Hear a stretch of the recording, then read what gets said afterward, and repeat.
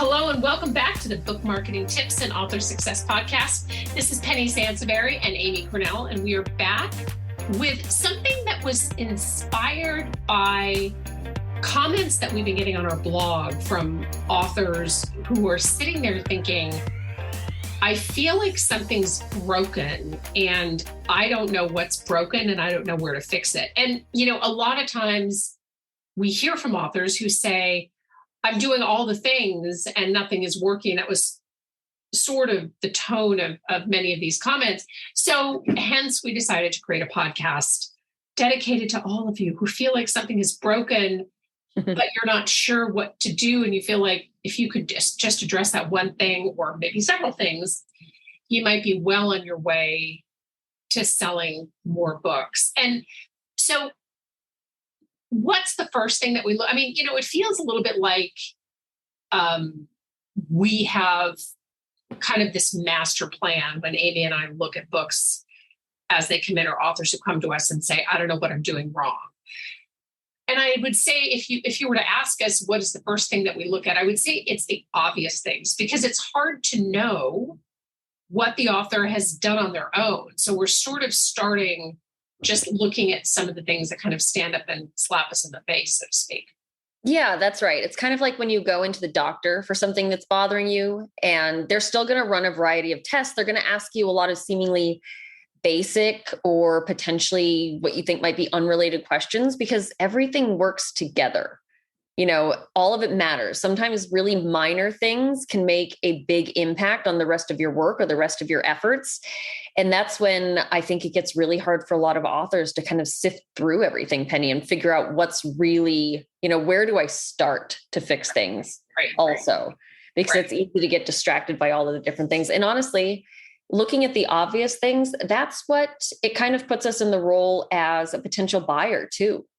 Buyers aren't going to spend a lot of time trying to figure things out. So we always kind of have our consumer hats on when we're trying to help authors figure out what's not working as well, because consumers don't dig deep. It's the superficial stuff that stands out first. So if you're not really nailing that superficial stuff, it's just going to cause more problems for you down the road. Right, exactly. And it is, we are oftentimes too close to our own stuff to see it. And that's just the truth of it. And I think that's where a lot of this feedback that we get from authors really comes in. So let's break this down. And one thing that I've tried to do for this podcast is come up with examples or case studies that we see a lot. So hopefully, as you're listening to this, you'll identify with one of the situations that we're describing, or at the very least, maybe you'll come up with a checklist of things that you can do to look at your own situation. Yeah, I agree. I mean, this is, that's what we look for when we're problem solving, things that go wrong consistently. And I would encourage everybody listening. This is going to be a big point, because even if the example doesn't fit your situation, I really encourage you to listen and take notes, because a lot of what we're going to talk about applies across the board, no matter what kind of genre or topic you cover in or what your particular situation is.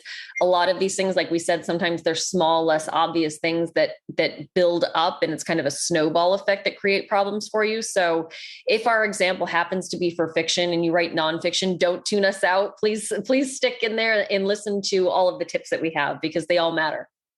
Right, exactly. So and I love that idea about taking notes, because I think it definitely, it helps to also retain the information and then across the board, see how it applies to you. The first example is an author who has lots of books, a series, genre fiction. The book covers look great, but the sales are really lackluster. So as I'm looking at this, there's limited author bio and there's no picture. And we're going to do a separate mini-sode on this, because this is a particular hot button for both Amy and myself. You don't want to be a gray box on Amazon.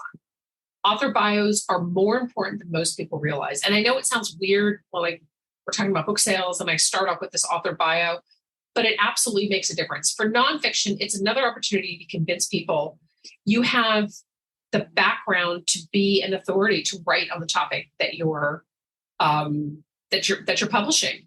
For fiction, you should always find ways to be relatable and likable to the kinds of people who are most drawn to your genre. Yeah, I agree. That's a huge one. The author bio definitely isn't a throwaway. It is 100%. You need to reframe it and imagine it as another sales opportunity. Right. You know, those human connections, those connections we make with other people that makes us want to spend our money. That is very real. Another common problem we see is that the books aren't all connected. A lot of authors don't have their Amazon Author Central account set up yet, which is honestly just kind of lazy because it's free. Right. You know, and it also shows that you're serious and that you want to make buying your books easier for your reader market. You know, we see a lot of authors. We also see authors, that have their Author Central set up, but for some reason released one of their big books under like a slightly different author name.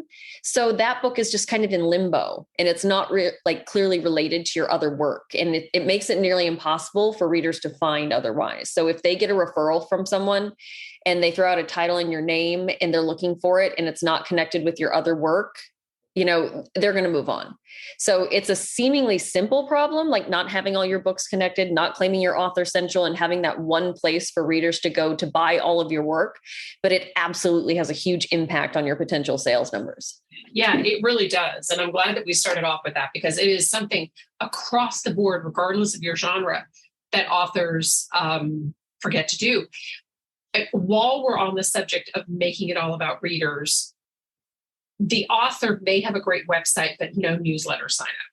And one of the comments on the blog was exactly this. I know that a newsletter seems like a lot of extra work, but trust me, building your fan base will absolutely pay off for you in the long run. By having readers that you can reach out to each time, it'll make your marketing easier every time you launch a new book. So that's just something else to consider. I know we always push. We just did a podcast, in fact, that we referred back to a newsletter show that we did, I think, earlier this year. Newsletters, absolutely worth your time. You don't have to reinvent the wheel with them necessarily, but doing a newsletter maybe at least once a month is something that you can help you build and foster a lot of reader connection. The next example we have is an author with a well-written book, several actually really cute kids book series. I loved this comment from this author. I mean, he was discouraged and that was sad, but the books were just darling. And he said he was getting no traction on Amazon. The covers were absolutely terrific. I love the covers. And Amy, I know that you have had a lot of great input, on kids books. Do you want to take this one? Sure. Yeah. One of the first things I look for with a children's book is whether or not the author has really zeroed in on who the book is for, specifically the age of the child or children. You know, it's too common that we get authors that come to us saying like, oh, you know what, my books are great for kids from birth to like 12, or, you know, they say, oh, from like 6-year-olds to 17-year-olds. It's like, just stop that because that's ridiculous.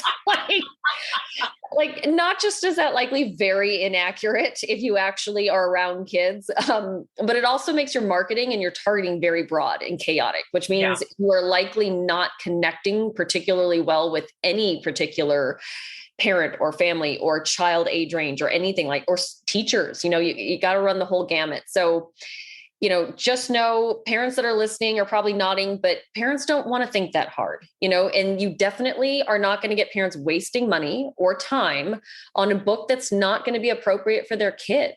You know, that's just the reality of it. So you're better off getting more specific about who the proper age range is for your book. And if you're unsure, actually, I don't even care if you think you're sure, ask around, ask parents, you know, family, friends, do a little market research on parents in the kind of age range you're thinking of and really get a feel for what works, because you will sell a lot more books if you're targeting the right age range and the right parents versus just saying everybody will love it, no matter how old your kid is. Yeah. And I'll tell you something, what Amy just talked about is problematic across the board whenever we've seen children's books when authors come to us and say that they're not selling. So that is, everybody is not your audience. It is very finite, especially in particular with kids and children's books and middle grade and that kind of thing. But I also think that credentials are important. And will the kids learn, is this a learning tool? Are they going to be entertained? What's the point of the book? But do you have the background to support the topic, especially if it's educational? And I think even, for books that aren't particularly educational, I think that if you were a teacher I've talked to authors who say, I wrote a book because I have grandkids, and I really wrote this book because this is what I want other grandparents to know. And that's fine. But I would do some vetting. I would have somebody vet these books first, because children's books are pretty particular in terms of credentials. And in fact, we had an author a few weeks ago, a mom who wrote a children's book about onboarding a new dog. So adopting a dog, bringing it into the family. And I appreciated so much the idea behind it. This author had zero background in dog training or behavior, and a parent looking for real advice on how to introduce a new pet into a family with kids is absolutely going to zero in on the expertise. And we just cannot emphasize that enough. Yeah, absolutely. You do need to understand that a cute idea or a heartwarming idea will only get you so far. Like, that's just the reality of it, So you really have to, it's great to start there, but you have to realize that to qualify yourself to be competitive in the market will require some next level thinking on top of that really inspired, cute, sweet, emotional idea as well. And that kind of goes into the next point. I always look at the author's platform, especially when they write children's or middle grade, how they're branding themselves. Are they really going all in? Because children and middle grade genres are really about world building and immersion. Kids are really into that. And again, parents want a sure thing. They want something their kids can really sink their teeth into, get involved in, be obsessed with for a little while, give the parents a break on buying the next new exciting thing. So authors that do really well long-term have great websites, and they're on social, and they're just doing things to make themselves more accessible and honestly ready to entertain fans on different channels and in different ways above and beyond the book. Right, exactly. And I think that if you're listening to this and you're thinking, oh, I'm missing that expertise, there is still the opportunity. If you publish a quality book, there's still the opportunity to kind of maybe vet this in reverse, which may involve re-releasing the book or retitling it or rebranding it somehow. But if you're truly committed to your children's books or your middle grade books, there are always options. If you feel like you've gotten this far and like, oh my gosh, I wasn't even thinking about the credentials. I wasn't even focused on that. We worked with an author, speaking of credentials, a few years back, who had this great yoga book for kids. And she was a yoga teacher. So she had lots of content on her website and social media that talked about yoga poses, how to introduce your kids to the practice of yoga, the importance of breathing techniques to reduce stress. Consequently, she got a lot of media attention. She did not start out focused on yoga for kids. She did she saw a niche in a market and filled it, but she also did her due diligence to learn about this market. And consequently, the books did really well. So that's just something to consider. Sometimes you do have to reverse engineer this. All right. So the next one, a very popular genre fiction author who can't seem to get traction in their genre, can't get bloggers to review the book or even request it, and is really struggling. They've started doing ads with little to no traction either. Amy, do you want to kick us off? Yeah. My first thought is I want to see the cover. I want to click over to Amazon and check out the cover, because there's probably something missing with the cover. And we've already talked about covers a lot. So we've done multiple episodes that address covers. So if you started to sweat a little bit at the fact that we started with covers, we've got more resources for you. Do a little more homework. Right, exactly. So the cover, and I think that the other piece of this is that and this is, and I hesitate to elaborate on this because I want to make sure that I get this right. Sometimes it's hard for authors to pinpoint if the cover is exactly right for their genre. So let's say that their cover is great, but the genre is off even slightly, it will cause problems. Each genre and subgenre has cover nuances, right, that you need to follow because readers expect and they have this certain recognition of what a cover should look like based on the genre, so the vibe of the cover and that thing. And I think it's also worth mentioning that your Amazon book page overall, because equally important is knowing how you're grabbing your reader's attention. Does your description start out with a standout review? So if you check all the boxes on the cover, if the cover is right for the genre and you're like, oh, my cover is right for the genre, I know the subgenre, I know the nuances, I got all that, maybe you're missing out on your book description. And this is where a lot of times authors throw it up, like set it and forget it, and they never return to their book description or they never bother to look at it again. Do you have a strong elevator pitch? Is your description lacking from the get-go? And you're not even sure that readers are reading the whole thing. Book descriptions, and Amy does a lot of our book page evaluations, I know she can elaborate on this more, is so important and so often overlooked. Yeah, absolutely. Those first couple sentences that are in your book description absolutely matter. And Penny, you were right. Like if those aren't really just slapping people in the face, I guarantee you they're not going to read the rest of the description. Yeah. So you can't bury the good stuff. You can't hide all the accolades. You can't wait until paragraph 4 or 5 to get to like the tension part of where you're really starting to hook them. Like that's not an option. So you really need to just kick it off with something very strong.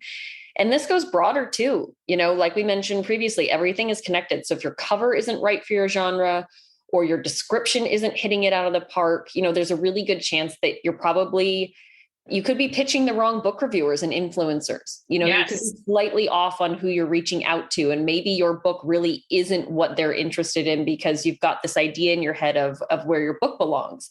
And that probably means your pitch isn't resonating with them either. Again, these things that can just be slightly off, it's like a domino effect and it causes problems for you in multiple areas. So seemingly small, minor things can really affect different areas of your marketing and promotion. And that's kind of why when we started this saying, like looking at the obvious stuff, starting there and then branching out to see how it's potentially affecting everything that you're doing is really important. That's absolutely true. And to Amy's point, the domino effect is absolutely very real. So it's something that if you're not in the exact right genre, you're pitching the wrong bloggers, it all feels like your book marketing house is collapsing, so to speak. All right. So the next one, a nonfiction author speaking to a big topic. The cover looks great and Amazon seems solid. Amy, what do you think? I would say, typically it's going to be the platform. Almost every single time. And we see this a lot, A lot of authors underestimate how discerning consumers are. And this is something that I know we've brought up before, but more often than not, someone looking for a nonfiction book already has at least 2 or 3, if not more books on that topic. It's just the nature of how book learners operate. If you're trying to grow your small business and you're someone who gravitates to reading up on the subject, you will have a small library of business building books at your disposal. So you can't assume that the person that you're connecting with, the potential buyer, has never read up on your topic before. You have to dig deeper than that. So if you have a book out there and you want people to feel like adding your book to their collection is lucrative for them or a smart move or going to help them in some way, your platform is going to play a huge role in convincing them to do that. So your website, how you are on social, articles you've written, just proving that you're around and that there's more substance other than just the book, because very rarely a one-hit wonder is not going to be a runaway success. No, that's absolutely very true. And I know I buy a lot of nonfiction. I absolutely look at what the author has done, what their platform is, going back to their bio, that kind of thing. And, it's so true that I think authors solidly underestimate how important their platform is. Now, that said, and as a nonfiction author myself, I can tell you that sometimes a book builds platform, or it can help to build platform. And that's one of the pieces I used as a building block to my platform.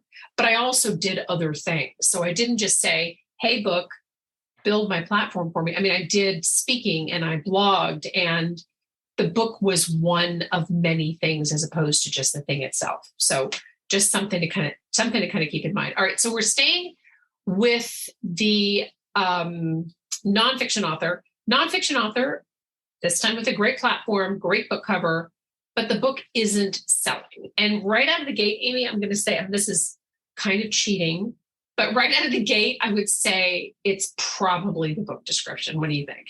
Yeah, I would agree. The description is not selling the book. And, as an extension to that, the description isn't convincing potential buyers that the book is unique in any way or different from the other books they already own on the subject. Calling back to our last examples, we see a lot of that, Penny, where an author writes a really great book. The cover's good. They've got a great website. They've done some interviews, but they haven't done a great job at making their unique point of view stand out. Right. You know what I mean? It's not real obvious. So again, it's a great looking book. They've got a great website, but when you kind of fall into that pocket of like, well, we've seen it before, that's problematic. Yeah, absolutely. And I think that your book has got to have clear benefits, because a reader isn't going to try and figure it out on their own. They're not going to do the work for you.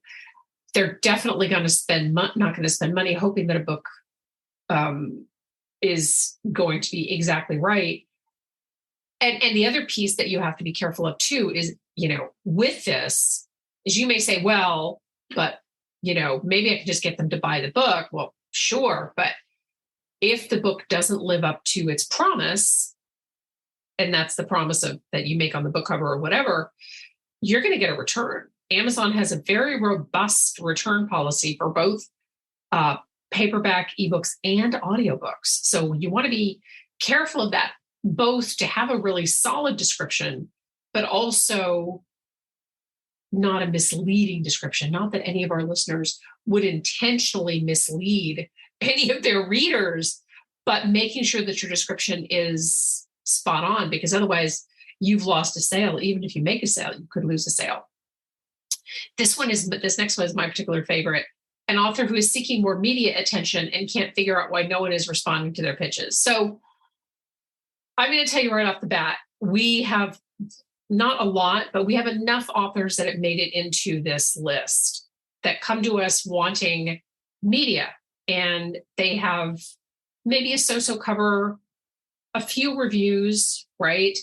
Zero prior media that they've done, meaning that they have no, like right out of the gate, they want to be on the Today Show. They want to be on NPR. They think this is a really good topical, and it may very well be a very good topic to get onto these shows, but you got to have something, you've got to have some kind of, I don't want to use the word groundswell, because it sounds like I'm saying that you have to have all of this stuff kind of, people clamoring for your book, and that is certainly awesome. But you have to have something, you have to give the media something to work with. The media, much like readers, is not going to figure out how this works into their show. You've got to have some kind of traction for your book. You've got to have something going on, which usually involves you having a platform. Amy, what do you think? Yeah, I mean, this one's big, but yeah, media. It's a big topic. Yeah. Yeah, this could be a show in itself, but yeah, I would say definitely the first thing that I think of is that, kind of like the last example, they haven't done enough to set themselves apart. Why they're unique, why they're different, why this same topic should be covered for the 10,000th time. Like, what do you have new to add to the conversation? Because publishing a book doesn't make you special anymore, definitely not to the media. So you really have to bring so much more to the table above and beyond. And honestly, it might sound harsh, but if you tapped out on all your brilliance in your book, then media may not be in the cards for you at this time. It might be with your second book. It might be as you build your platform more. But truly, you have to be newsworthy. And it really involves getting out of your head, being very objective, about what you can bring to the table that is actually newsworthy and interesting enough to cover again. Because, Penny, you say it all the time, there's very few new ideas anymore. Right. We're all kind of regurgitating the same stuff and trying to do it in new, better, modern, more brilliant, different ways. And that's just the reality. So you have to make sure that you clearly express that to the media and let them know how you can add to the conversation. And I think it's also worth, mentioning that if you are aspiring to media, you've got to ask yourself whether your subject is topical. So, the media, they used to say you're 15 minutes of fame or this narrow media window. The media window in the 21 years that I've been in business has narrowed incredibly from where it was 21 years ago. Making sure that something is topical and that you're not spending your time, pitching yourself to media that isn't going to be interested in your subject. I've known authors to do this. They're like, well, but they would be interested in this topic. It's like, not if it's not like the media's job is to present things to their consumer that is making news, that is topical, that is on the minds of consumers. Right. And I think that if you aspire to big media and that's where you may want to start out by pitching bloggers and influencers. Like I said, do the work before you go, big guns into NPR and big national shows and big national magazines. And I think that one of the things that authors also forget often is local media. Focus on your local influencers, your local media, your local publications, local bookstores, libraries, et cetera, and build from there, because those are really solid building blocks. And I've known authors to do, in fact, I don't know if I've told the story before on a podcast, these two authors who had like a Cajun cookbook and they lived in New Orleans. Like you can't, you can throw a stone and hit, 50 Cajun cookbooks, like in a 50, in a 10-mile radius. I mean, it's insane how many cookbooks there are, but they had tons and tons of local media. They were self-published the book, tirelessly focused on local media, and ended up getting a lot of national press for this book because they did so much locally. So it's definitely a really, really good building block. All right. So the next one is an author who has a lot of books out in super popular categories, but none of them seem to be taking off. Amy, do you want to kick us off? Sure. Yeah. So, and honestly, I bet I see at least 2 or 3 examples of this a week with authors that reach out to us. So this one really hit home for me. And, whether your books are a part of an official series or not, that really doesn't excuse you from having a brand. You have to have a brand, whether it's a fiction series or nonfiction books in an area that you are focused on. And honestly, we get authors all the time that cover multiple topics, that's what they do. And, they say, what's going on? Why am I not seeing any sales? Why am I not getting any engagement? And, usually what I notice is that all the covers look completely different. It's almost like they used an entirely different designer, which every release, that's a problem. All their retail pages on Amazon are set up completely differently. They don't have any sort of uniformity to how they approach their descriptions or anything like that. And what that does, it creates a lack of authority and cohesiveness that makes shoppers, potential buyers, feel more confident in what they're spending their money on. And again, this is applicable to fiction or nonfiction. There is a trust level that you need to create before somebody spends their money, even if it's just $2.99 on an ebook. So the price point really isn't the factor there. It's just what you're putting out there. And that is usually the biggest problem, is that an author kind of, they're covering a lot of ground, but nothing's moving. And the blanket term I use is that their presence on Amazon is chaotic at best. Yeah.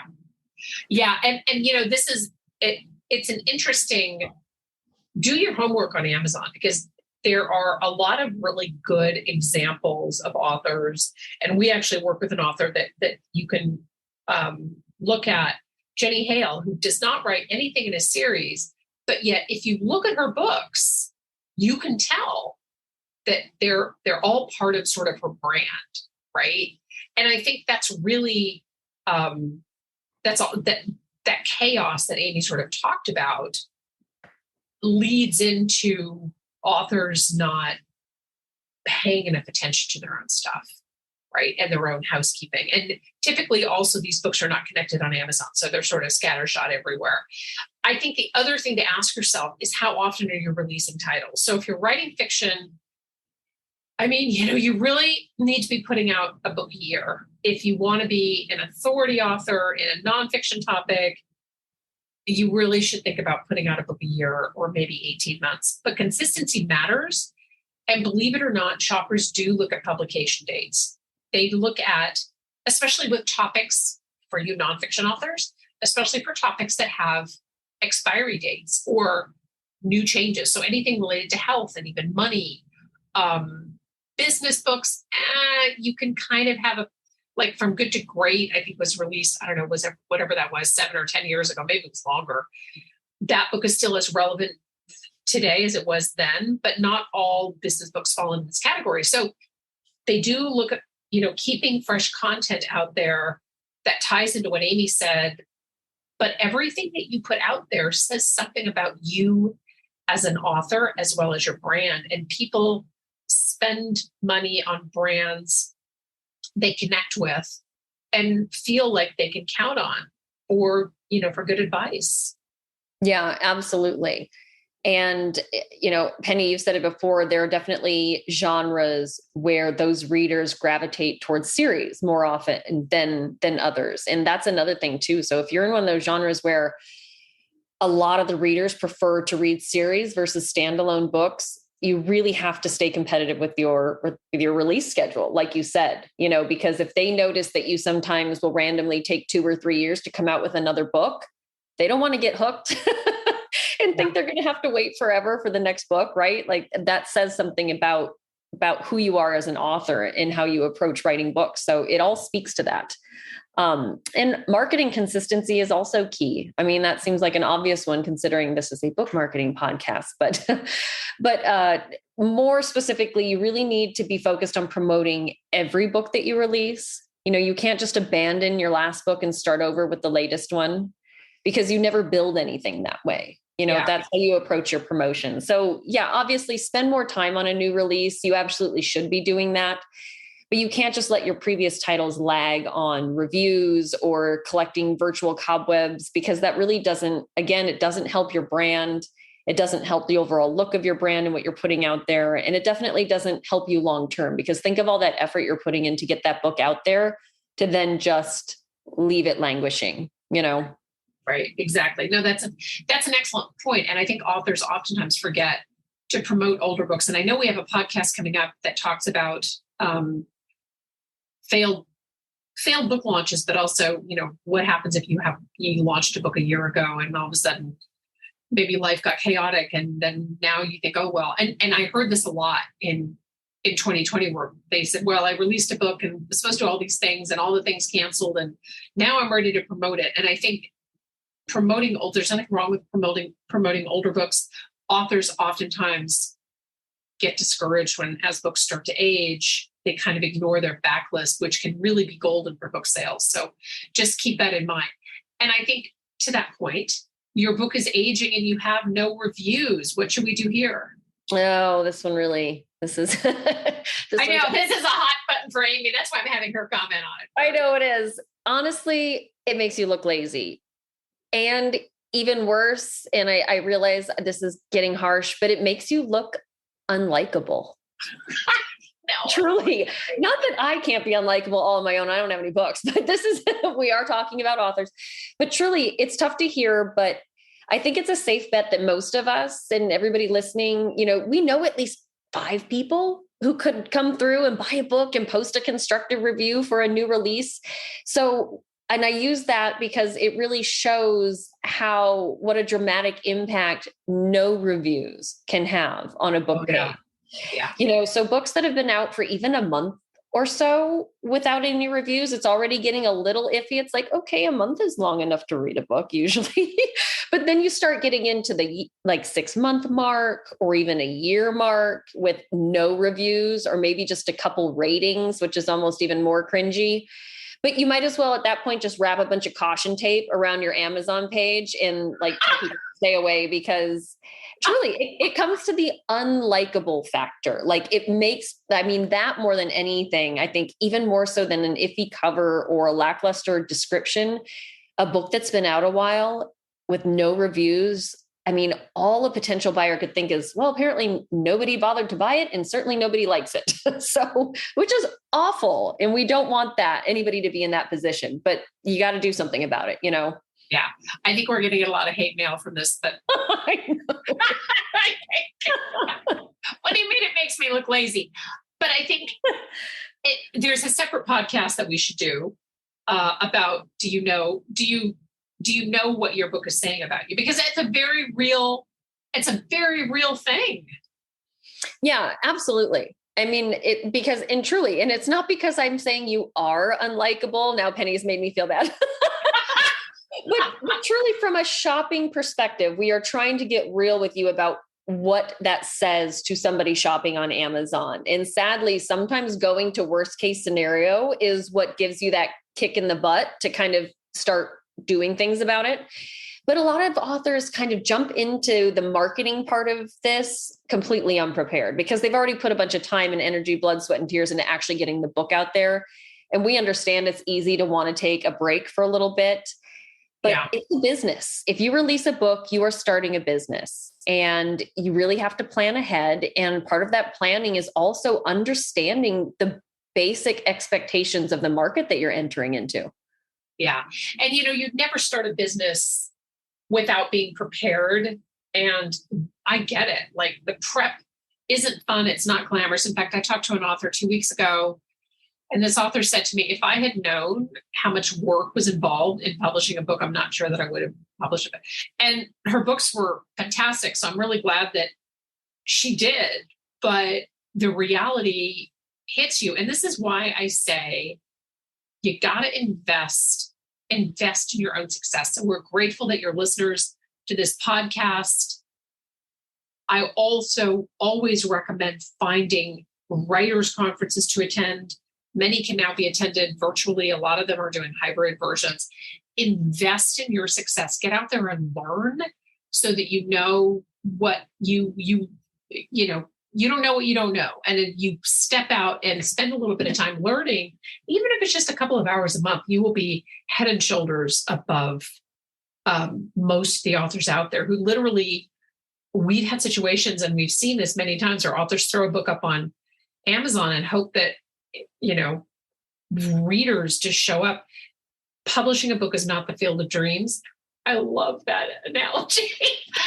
Just because you threw it up on Amazon doesn't mean people are going to beat it past your door. So I hope that we have helped you in some way create that pathway, create that success. We always welcome feedback, show reviews wherever you listen to podcasts. You can write us at info@amarketingexpert.com. We're also going to be putting up a Patreon page. I know we've alluded to it a few times this summer. We have one going up. We're going to start super simple. And it will have that in the show notes, probably starting in mid-September, maybe even early September, who knows. But we wish you much success. This is Penny Sansevieri and Amy Cornell. Thanks so much for listening. Bye-bye.